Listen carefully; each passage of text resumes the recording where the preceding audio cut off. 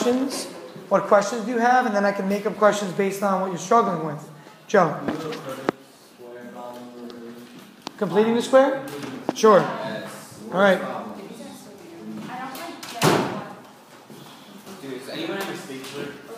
Just fold it over for now. Sure, I could do that. Just remind me at the end. I'll stop and do that, all right? Okay, so completing the square. Okay, thank you. Sure. Word problems. Yeah, can you do all the types of word problems that are going to be on the test? So maybe like what? An area word problem, something like that, with a geometric problem? Are these the types that are going to be on the test? It could be, you're only going to have like 1 or 2 word problems in the test, but there's like up to like 4 or 5 types, so we can go over all of them, but I'm not going to tell you what's on there.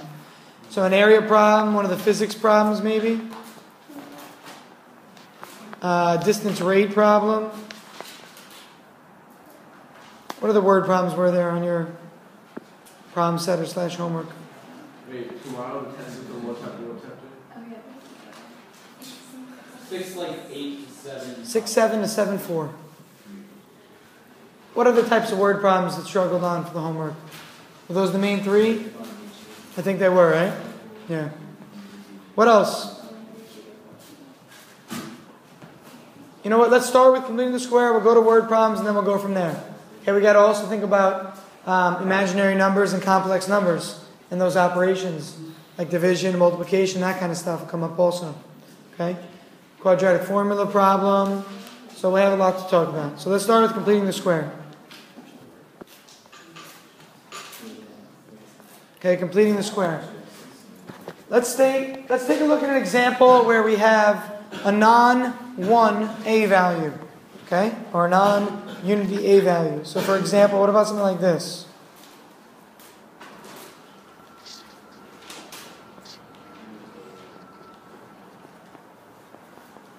And the problem might say, solve by completing the square. By the way, what are the 3 ways to solve a quadratic? Completing the square is 1. Quadratic formula. And factoring, right? So on the test, when it says use any method you would like or whatever is easiest for you, you can choose. Complete the square, you can use quadratic formula, you can use just factoring. Whatever is easiest. And it's based on the way the problem looks. Okay, and we'll talk about those problems also. So for completing the square, who wants to take me through it? Chris. First you put the negative 8 on the other side. So Go ahead. Next. then you add b over 2 squared. Before that, the a value, right? Oh yeah, so you divide by 3. Agreed? So far so good? So we start by moving c over, then divide by a.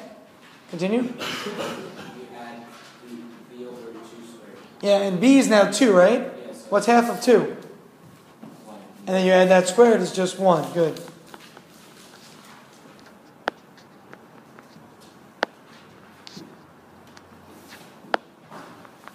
Okay, that's what it looks like. Again, you take the new b value, which is really b over a from the original equation, right? 6 over 3, which is just a 2. You take half of that b value, square it, and add it to both sides. Pat, why do I do this? Do you remember? Why do I actually want to make it look like this? What is it going to make this left side of the equation?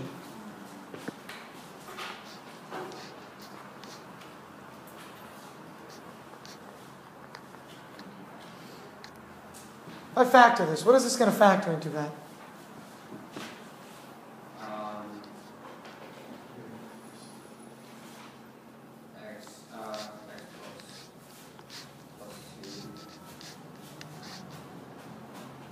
What are the only numbers, Pat, that multiply to give you 1? 1 and 1. And don't 1 and 1 add up to 2? So we're just going to look like this, okay? And the reason we do this is because now we have the same thing, which we can write as squared, thus completing the square. That's where the name comes from. So at this point, we're going to take a look and we're going to say this. Now, what's 8/3 plus 3/3? And why did I write this as 3/3? To have a common denominator, okay? So this is where I'm at. So I started with this quadratic at the top, and now I'm at this point down here, which is very easy to solve. I can just square root it and then subtract the 1. That's why we do this. So we want the same factor to appear, so we can write that factor squared. Okay? If this is still a little bit unclear, what you should really do tonight, read over your steps for completing the square, and as you read the steps, look at the sample problems from class. Okay? And go through those. So at this point in time, what would we do? Jared, finish this off for us. You take the square root of both sides, so x plus 1 equals plus or minus the square root of 11 thirds. And you subtract 1, and your answer is negative 1 plus or minus the square root. Now, Jared, I should really rationalize that, right? Because isn't there a radical on the bottom there? So if I were to rationalize that answer, what would it look like? How would I break it up? Yeah, very good. So this is what it looks like in case you don't see what I'm talking about. And then as Jared said, multiply this by root 3 over root 3 here.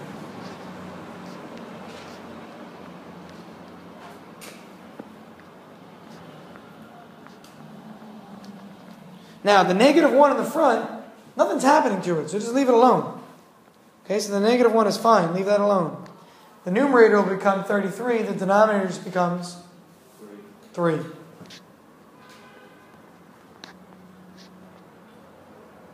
Okay? So this kind of a problem, if we had solved this using the quadratic formula, we would get the same answer. It would be identical. Except it would be a different process. And you would have, here in the front here, this would have been like, let's see, negative b from the original, would have been a 6 in the original, I think, right? A 6, all over 2a. So keep this in mind when you go through the process. This would have been 6 over 6, because this bottom would have been 6. That would have reduced if you did the quadratic formula. So completing the square, what makes it difficult to you? What makes it easy? What makes it difficult? Because there's definitely difficult parts. What's the hard part for you? A lot of steps, okay.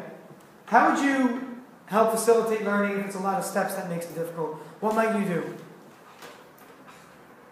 I mean, people clearly know what they're doing, so what have you done to make the steps easier? What helps with understanding the steps of the process? I just always remember to divide the b term, in half and then square it. That's just always the thing I associate with completing the square. Yeah. So the b over 2 squared, remember that's completing the square, and you're squaring it, so that's a good memory technique. What else? What can you do to help remember the steps for something like this? Come on, people. What are some study techniques? Do you not study? Kate? Just know that you need to get the left side to be squared so that then you can just do it simply. Good. So the left side needs to become this square over here. That's one step along the way. And if you don't get that square, then it's not going to work well. But what if you couldn't memorize the steps? Or what if you're having trouble remembering what to do? Jared? Yeah. I mean, honestly, with this kind of thing, it's rote memorization. It's going through the process over and over again. Now, if you're having trouble with that, maybe make a flashcard, right? And on the flashcard, have one side with an example, and the other side have all the steps listed, so you can study from that. Okay, but keep this stuff in mind. So when you're studying, think of techniques that help you to remember what you're doing. Okay? Let's take a look at a word problem now. Okay, word problem. So let's say, oops, there we go. Let's say, and I'm going to dictate, so you're going to write, a rectangle whose dimensions are 7 by 5 inches,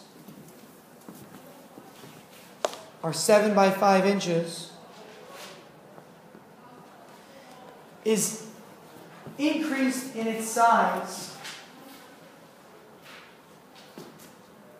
by the same quantity for its length and width.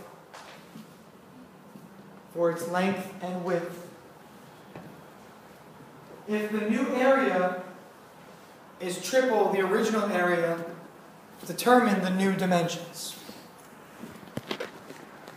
If the new area is triple the old area, determine its dimensions. Who wants to start us with this problem? What can we do here? Ryan. You can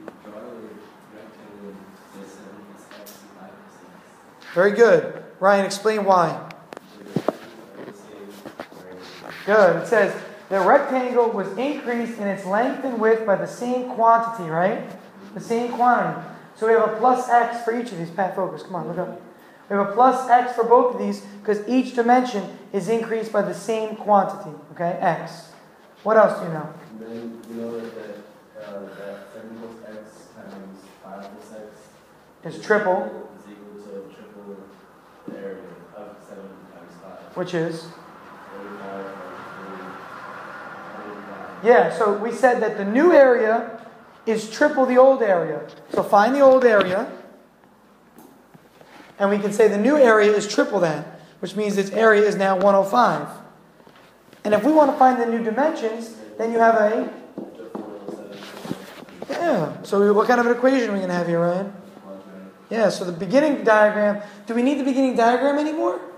No, because we were given this dimension, so we have the area, we use triple the area here, we say that each length and width are extended by the same quantity x, so at this point in time, you're done with the first diagram. So let's just write an equation.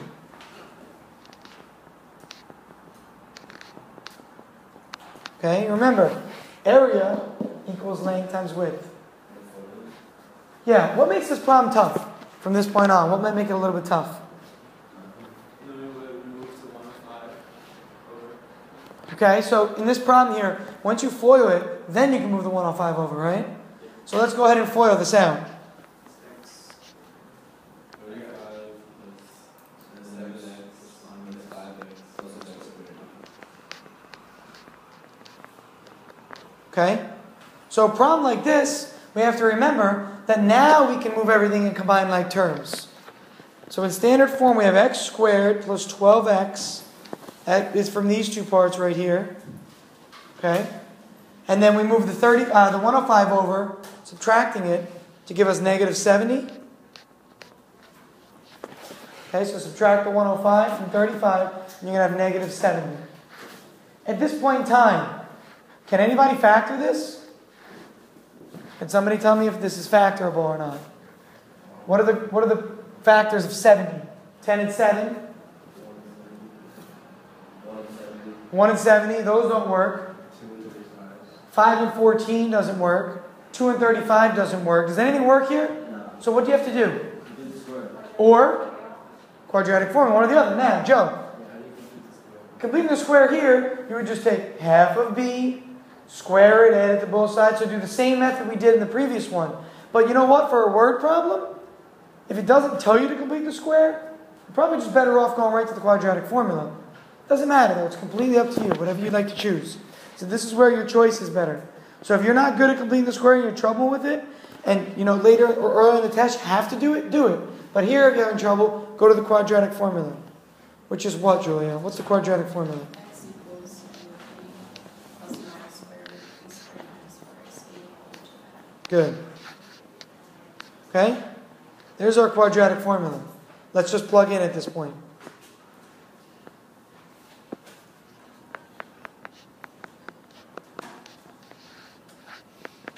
How should you be checking your answer here? Good.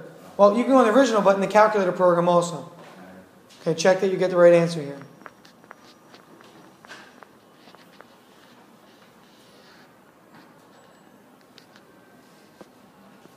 So again, we take that original equation at the very top up there, and we plug it into the quadratic formula, yielding that statement right there. Now, you should show me one more step at least before you put the answer. So simplify the b squared minus 4ac, the discriminant, please. 12 squared. And then we have 4 times 70 is 280. 280 plus 144. 3,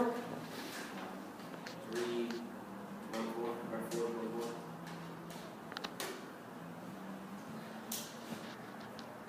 Okay? This is why I'm allowing you at this point, if you would like to give me the decimal answer. If the problem says, and let's all listen real carefully, pause what you're doing.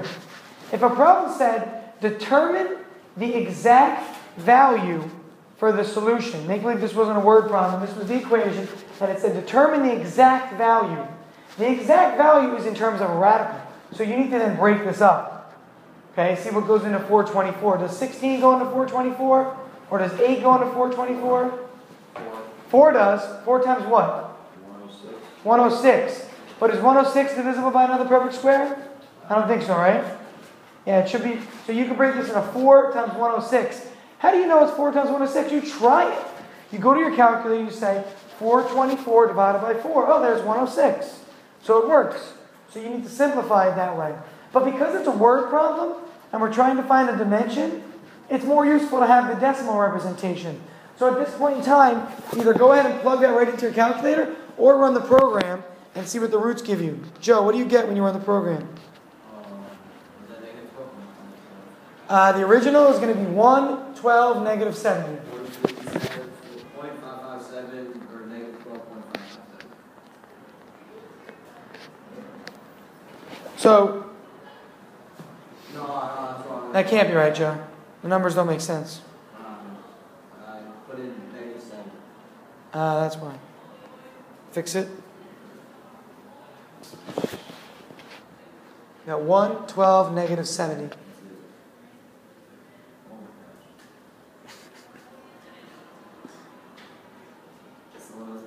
We should all be checking this. Kate, go ahead. 4.2956 is the only one that's possible because the other one's negative 16.2956 and that's negative. Good. So remember, the dimension is increasing, isn't it? We've increased both lengths, so the negative number doesn't make any sense. Okay, so what are the new dimensions going to be? This is not the answer. What is the answer, Jared? Yeah, take this number, and remember the original was 5 by 7. So add that number to both of those, giving approximately 9.3 by 11.3. Hey Jared, what's 9.3 times 11.3 on your calculator? And it's going to be close to a number 105. It won't be exact. 105.9. Remember how we rounded here? The rounding is going to cause that little error there. But remember, the area of the new rectangle should have been 105. That's approximately 105. That's a quick sanity check at the end. What are the units going to be on each? Original was inches, right? Okay, so let's make sure we list our units. So maybe a verbal statement here would say, So what did you get for the second root? it was like negative 16 point something. Okay. But we rejected it because it was negative. So the verbal solution or verbal answer would say, the new dimensions of the rectangle are 9.3 by 11.3 inches. Okay? Is that clear? Why 9.3 by? Oh, yeah. It was 5 by 7, and this is the increment of increase here. Right? So we add this to both of those quantities to get these new quantities. Now, that's where the let statement is useful, right? In the beginning we should have said let x equal the increment of increase. So we know that to take this 4.29 and add it to both of the original dimensions to get the new dimensions. Okay? That's an example of an area problem you could expect. Something like that. Is that clear? Yes? No? Maybe so? Alright. Let's take a look at a projectile motion problem.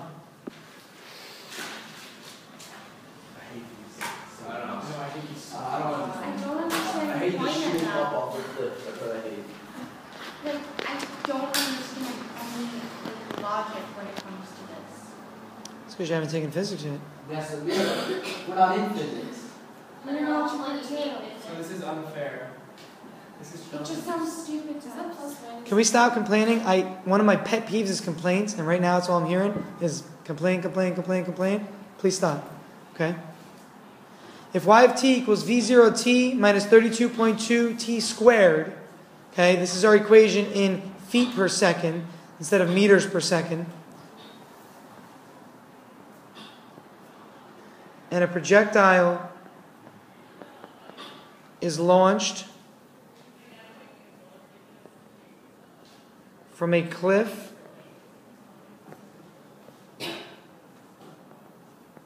of height 80 feet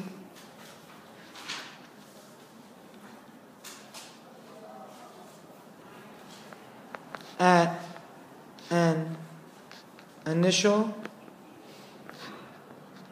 speed downward of 10 feet per second, determine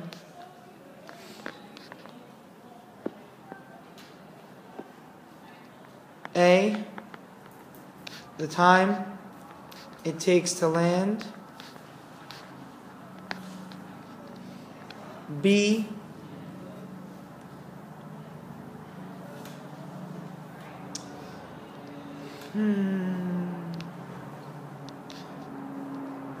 the time it takes to reach half its initial height. So we're launched from a cliff. The height of the cliff is 80 feet. It's launched downward at a speed of 10 feet per second. Determine the time it takes to land and the time it takes to reach half the initial height. Okay? What misconception might students have here? If they get the answer for A, what do you think some students might do, which is not correct, to get B? What would be a common misconception? Yeah, just to divide by 2. And it is not true. And that's something I want to cover. Okay? So the time it takes to reach the ground might be, like, say it's 8 seconds. The time it takes to reach half the height is not going to be 4 seconds. Okay? Because of the acceleration due to gravity. Because it's t squared. If it had not been t squared, if it had been something linear, then it would be half. So good point, Patrick. Very good to notice that. So let's go back to our equation and plug in what we know. Okay, our equation is the following.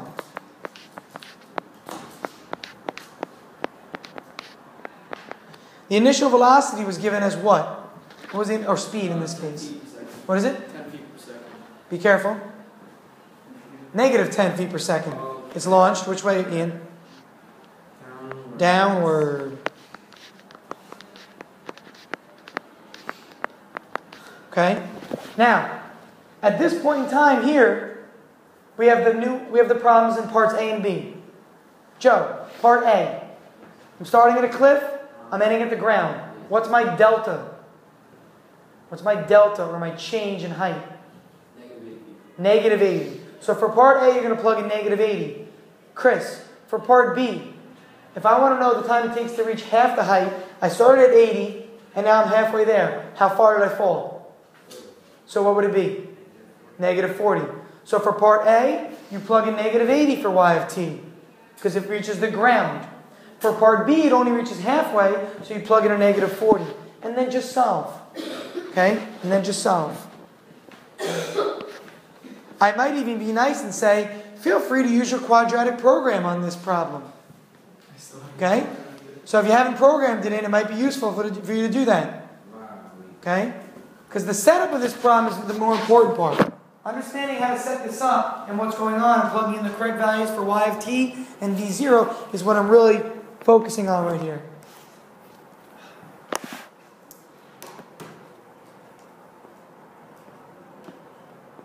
So part A and part B. A is going to say negative 80 equals negative 10t minus 32.2 t squared. Part B says negative 40 equals negative 10t minus 32.2 t squared. Okay? Move over the 80 and the 40, put it in standard form, or you can move over these to the other side as positives. It's completely up to you. It does not matter to me. Okay? So we wouldn't have to show it. Well, you should get it in the correct standard form, and then from there run it through the program. We wouldn't have to show it, put it in quadratic form. No, if I say use the program, you're welcome to do that. So notice what I'm doing. I'm moving the right-hand side over to the left. Doesn't matter. Either way is fine. You get the same answer. Like, where are you going to have us round to? Is it going to be like hundredths? Or Yeah, I'll mention it. But for today, let's say tenths.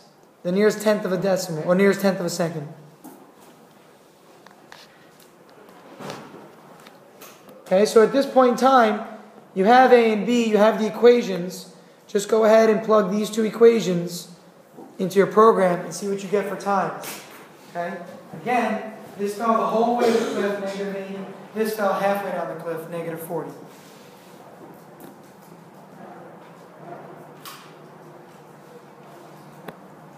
Anybody want to give me the first one for part A? You're going to get two answers, obviously. Kate. well, the answer that you keep is 1.4 seconds. And what's the answer you reject? It was like a negative. Hold on, I have that in here. It's all right. Wait, no, it disappeared. What was the negative, Chris? Again. I think it was 1.7. Negative 1.7? Yeah. That sound about right? Okay, why do we reject the negative time? Yeah, what does negative time mean? You're going backwards in time. Okay, backwards in time. How about the second part, part B? Anybody run part B through? Chris, go ahead. You get negative 1.3 and point 1. Well, you get 1. 1? If you round it, it just comes out to be 1? So, take a look. To verify what Pat said in the beginning, he was exactly right. If the time was 1.4 seconds and you just halved it, you would get 0.7, right? But clearly it's not 0.7. It's 1.0. So this is not half, okay? And again, reject the negative answers. Okay, reject the negative answers. So far, so good?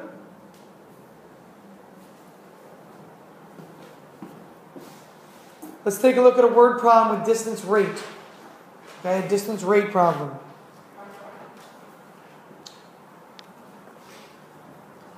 I'm going to dictate.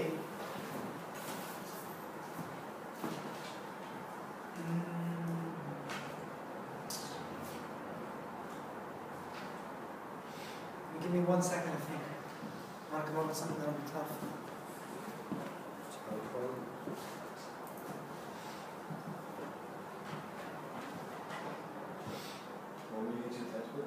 No, I'm trying to think of something creative that I haven't done yet. You've seen all the textbook problems. Yeah. Will you be free during 8th period? During 8th period? No, I have class today 8th period. During 5th period, I'll be in the comments. Alright, so I'll see you there. Yep. So how would you be free during 6? During 6th, I'll be in my office. Come on up, sure. Alright, let's see. Let's say you're in a canoe. With whom? Whomever you like.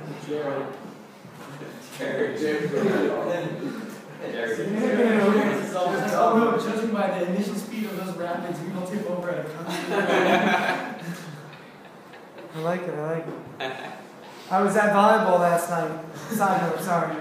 And we were playing, and there was a play that somebody made, and they dove off the court and hit it back on, and it literally just cleared the net. And the thing I thought about was that was a parabola that the match just made it over the top of the net. And I just thought about it. I couldn't not. And it's weird. But it's the truth. I'm not gonna lie. I just cannot see that. I know, weird, right? But it was just funny. I'm like, good thing the maximum value of that parabola just cleared the height of the net. And I didn't say it, obviously, but I was thinking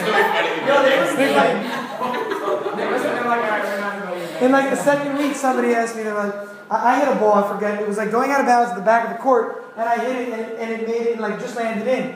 And somebody was like, it just landed in. I'm like, yeah, I just looked at the initial velocity of the ball, and I was joking. And he's like, what are you, a teacher? And I'm like, actually, yeah, same. Alright, so we're going to do. And then he's like, what are you teaching? I'm like, physics. He goes, alright, well, that makes sense. And math, you're in a canoe and you're traveling with the current.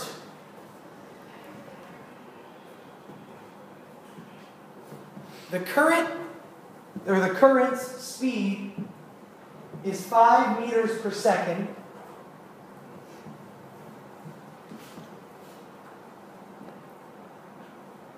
And it takes you 3, I said feet per second, right? What is it, meters per second? So it takes you 300 seconds.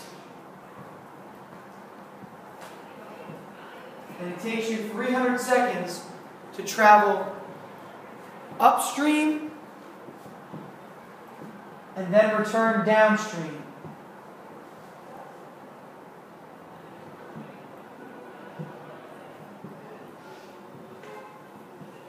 Determine the distance traveled.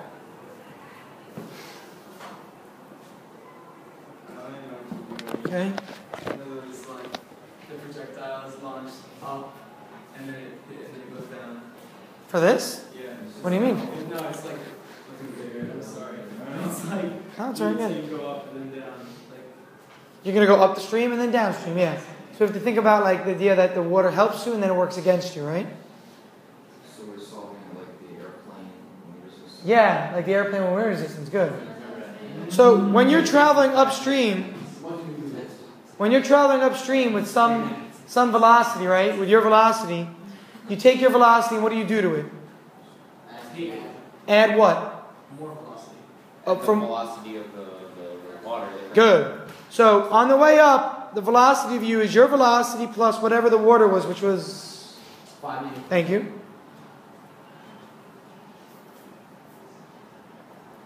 When you're going downstream, it's V what? Good. That's what we know so far for the velocities. What else did we told? The time it takes, right? 5 minutes. What was it? 300 seconds. 300 seconds. I'm going to leave it in seconds, even though you're right, it is 5 minutes, just because my units are in meters per second. So let's say this is T1 on the way up, this is T2 on the way back down. So T1 plus T2 equals 300. Okay, I said the total time it takes you for the entire trip is 300 seconds. And what are you trying to determine? The distance traveled. Distance travel, not displacement. Be careful. Displacement will be 0 if you go upstream and then back downstream, absolutely. But we want the distance traveled. Let's hope this problem numbers work, because I just made it up randomly. So we want to find the distance traveled. Equations. What's our governing equation for this kind of a problem, Joe? V plus 5 plus V minus 5 is 300. The governing equation, Joe, before the actual answer. What's the governing equation for these types of problems? A squared plus, A squared plus B. What kind of a problem is it? Thank you. There's the governing equation. Distance equals rate times time. Distance equals rate times time. Okay, that's something you have to have memorized by now. It's always going to be coming up. Now, let's think about each leg of the trip individually. Okay, each leg of the trip individually. The distance on the way up, if we're making a round trip, is what compared to the distance on the way back? Everybody. Equal, the same. So D1 and D2 are the same, right? Because you're going upstream and then downstream. On the way up, Jared, what does this equation look like on the way up?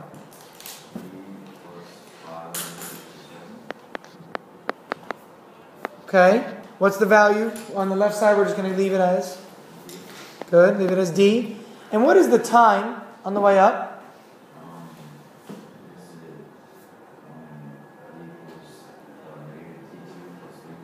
You can do that. Very good, Jared. I like that. So what he's saying is this. You would call this T1, right? This would be like time 1 on the way up. But just solve for time 1. So you could have 300 minus T2. Okay, I'm going to leave it as T1 for now, and then I'm going to show that work. Okay? So that's on the way up, the governing equation. No? The time it takes to get upstream. We're looking at these in segments. We're looking at the first segment, and then we're looking at the second segment. Okay, let's go through this. Everything has subscripts of 1. So this is really D1, this is V1, and this is T1. But on the way up, the distance D1 is the same as D2. So I'm just calling them D for now. But on the way up, time 1 is not necessarily equal to time 2. Because you're with the current and you're against the current. So we have to specify and call them time 1 and time 2. The V1 is really just V plus 5. And V2 on the way down is going to be V minus 5. So we have 2 equations here. The second equation is going to look like this. But the issue now is that we have D is unknown, V is unknown, T1 and T2 are unknown. So we have 4 variables unknown here. Okay, so I should probably give you one more piece of information. Because we have a third equation up here that we're going to utilize. So at this point in time, what you really want to do is look at that first equation with time and solve for T1 or solve for T2. Okay, it doesn't matter which one you solve for. Because either way, you're going to plug it into one of these 2 equations here. Okay, Chris? Do we have to say T1? Can we just say 300 minus T2? That's fine, absolutely, and that's what I'm about to do. Chris, I'm about to do just exactly that. So when we solve for T1 in the original equation that was up top, this is going to become 300, whoops, let's do it this way. 300 minus T2. Okay, again, where does that come from? Oops, why is that not working?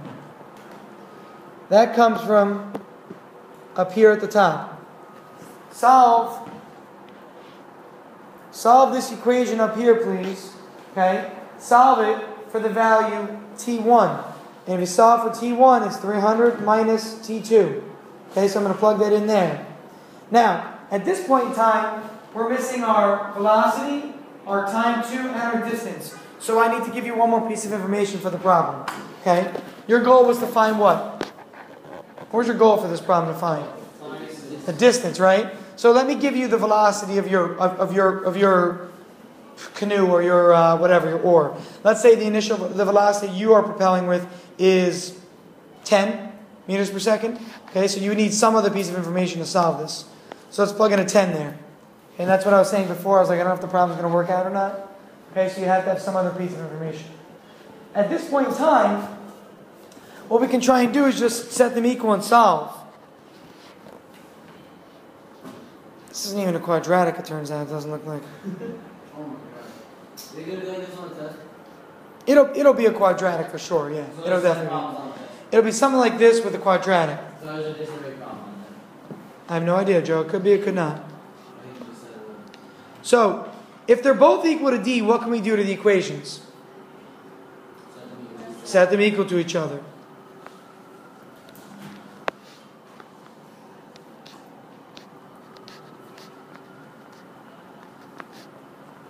Okay, so I'm taking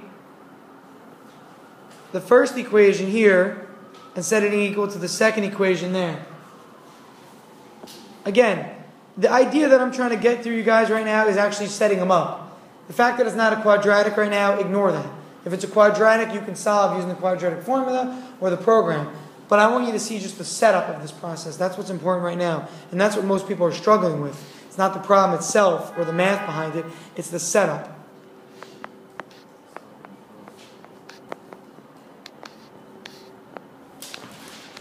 Okay, yeah, it's definitely linear. It's most definitely linear.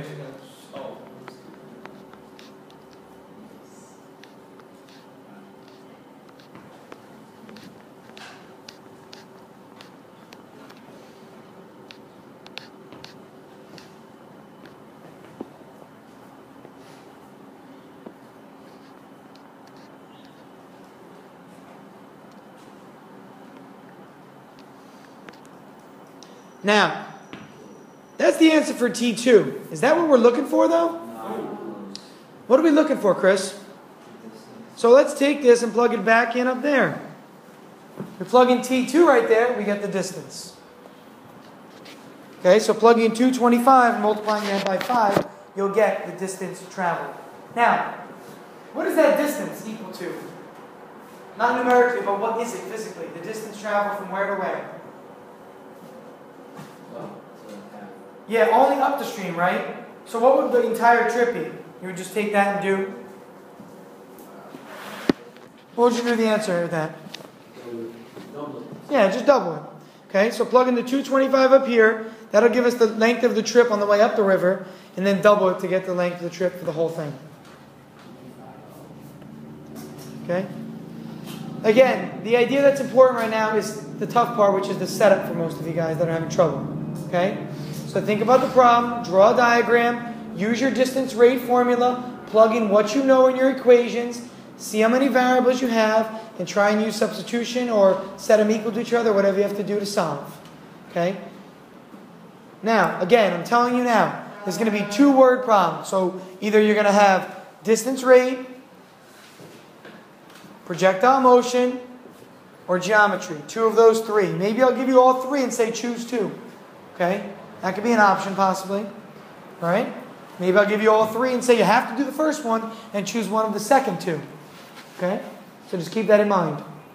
Alright, let's look at, we've got a few minutes, we've only got like 2 minutes. Do you want to tell us the format? Sure, let's do the format. you're going to have 4 multiple choice worth 3 points each. You're going to have approximately, let me get the exact number, I was working on the test before.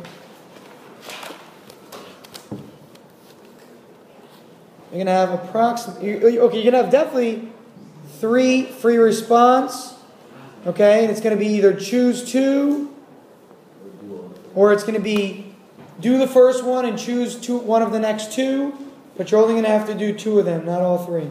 Oh, you mean like word problems? Yes. Aside from that, you're going to have 2, 3, 4, like 4 or 5 other general problems. Some with parts A and B, some just one part. You need to know the quadratic formula for sure, obviously. You're going to have to state it on the test. You're physically going to have to state it. Once you state it, you don't have to state it again for any of the problems. Just go right into it. Okay? That's the general formula of the test. That's it. It's not that long of a test. Okay? But the problems, going through the work for the completing the square, going through the work for the quadratic formula, those take a little while. So make sure you're, rigorous with your work tonight.